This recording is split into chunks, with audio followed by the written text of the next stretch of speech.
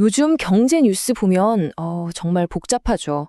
뭐 금리 얘기 나왔다가 갑자기 AI가 세상을 바꾼다 그랬다가 또 어디선 무역 전쟁이다. 이런 얘기들이 막 쏟아지잖아요.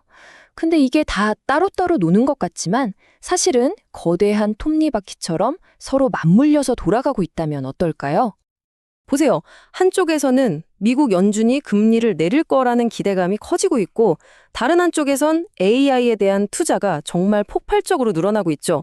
그런데 또 그 뒤에서는요, 미국의 관세 정책을 둘러싼 거대한 법적 다툼이 벌어지고 있습니다. 바로 이 세 가지가 오늘 우리가 함께 풀어볼 실타래의 핵심입니다. 아마 많은 분들이 이렇게 궁금해 하실 거예요. 아니, 금리랑 기술이랑 정치가 대체 무슨 상관인데? 하고 말이죠. 정답은 이 모든 게 아주 긴밀하게 정말 촘촘하게 연결되어 있다는 겁니다. 지금부터 이 거대한 힘들이 대체 어떻게 서로 얽혀서 우리 경제에 영향을 미치는지 그 숨겨진 연결고리를 제가 하나씩 하나씩 풀어드리겠습니다. 자, 그럼 본격적으로 한번 파고들어 볼까요? 우리의 이야기는 세계에서 가장 강력한 경제 기구죠. 바로 미국 연방준비제도, 연준에서 시작합니다. 지금 시장에서는요, 연준이 곧 보험성 금리 인하를 할 거다. 이런 기대감이 있어요. 이게 뭐냐면 지금 당장 경제가 나빠서 내리는 게 아니고요. 혹시 모를 미래의 위험에 대비해서 미리 예방주사를 놓는다는 개념이에요. 2019년에도 비슷한 일이 있었죠. 근데 이게 말처럼 쉬운 결정이 전혀 아니에요.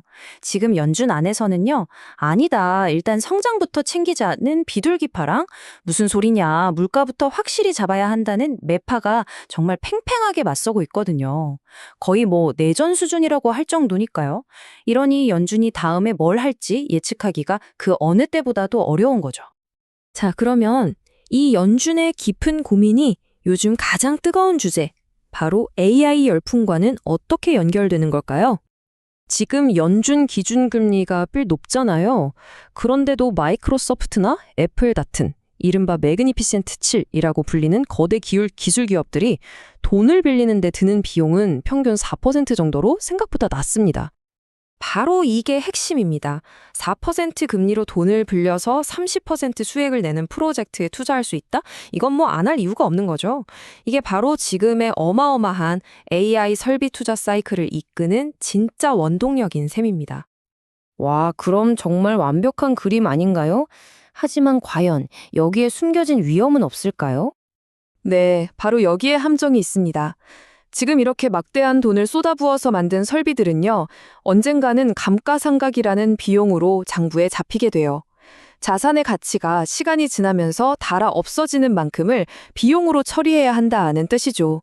만약에 AI의 성장이 지금 시장에 엄청난 기대치에 못 미치게 되면 이 감가상각이라는 비용이 미래 기업들의 수익을 통째로 집어삼키는 시한폭탄이 될 수도 있다는 겁니다. 자, 이제 무대를 좀 옮겨보죠.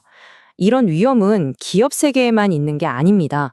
정치 영역에서도 엄청난 긴장감이 높아지고 있거든요.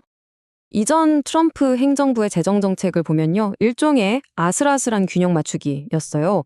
대규모 감세 때문에 줄어든 세금 수입을 수입품에 매기는 관세로 메꾸는 그런 구조였죠. 여기서 정말 흥미로운, 그리고 어쩌면 무서운 변수가 등장합니다. 바로 그동안 걷었던 관세 수입 자체를 아예 없었던 일로 만들어버릴 수도 있는 대법원 판결이 코앞으로 다가왔다는 사실입니다. 자, 이제 정들이 연결되는 게 보이시죠? 만약에 이 관세가 무효가 되잖아요. 그럼 정부는 그동안 걷었던 돈을 기업들한테 전부 다 돌려줘야 한다는 얘기가 돼요. 어마어마한 돈이죠. 이건 그냥 돈을 돌려주고 끝나는 문제가 아니라 순식간에 국가 재정 위기로 번질 수 있는 거고요. 더 나아가서는 미국 달러, 그 기축통화의 신뢰도 자체를 뒤흔들 수 있는 정말 엄청난 사건이 될 수도 있다는 겁니다. 그럼 시야를 조금 더 넓혀볼까요? 이런 미국의 내부적인 압력이 전 세계 통화 시장에는 또 어떤 파장을 일으키고 있을까요? 정말 오랜만에 처음으로 세계 주요 경제 대국들의 금리 정책이 비슷한 방향으로 움직이기 시작했습니다. 미국 금리는 내려갈 준비를 하고 있고 반대로 일본 금리는 올라갈 준비를 하고 있죠. 격차가 좁혀지고 있다는 겁니다. 이게 왜 중요하냐면요. 미국과 다른 나라들 간의 금리 차이가 줄어들수록 달러를 가지고 있을 때 얻는 이점이 줄어들잖아요. 즉, 달러의 매력이 떨어지는 거죠.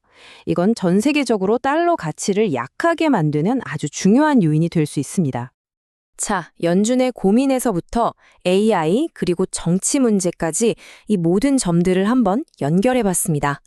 그렇다면 이렇게 연쇄적으로 터질 수 있는 불확실성의 시대에 우리는 뭘 어떻게 해야 할까요?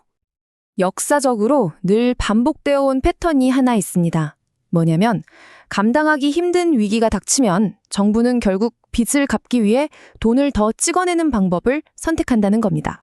이렇게 위기 상황에서 필요하면 얼마든지 찍어낼 수 있는 게 바로 종이화폐잖아요. 한 전문가의 말을 빌리자면 금은 바로 그 종이화폐의 정반대편에 서 있는 자산입니다. 그래서 오늘의 핵심은 이겁니다. 미래가 어떻게 될지 정확히 맞출 수 있는 사람은 아무도 없어요. 그렇기 때문에 어느 한 가지 결과에 모든 걸 거는 건 너무 위험하다는 거죠. 가장 중요한 원칙은 바로 분산 투자라는 시간을 초월한 전략을 통해 이런 불확실성 자체에 대비하는 겁니다. 오늘 우리가 함께 풀어본 이 거대한 경제의 실타래, 그리고 그 안에 숨어있는 연쇄적인 위험들, 이 모든 걸 생각했을 때 여러분의 소중한 자산을 담은 포트폴리오는 과연 어떤 위기가 닥쳐도 끝까지 버텨낼 수 있도록 튼튼하게 만들어져 있나요? 한번 진지하게 고민해 볼 시간입니다.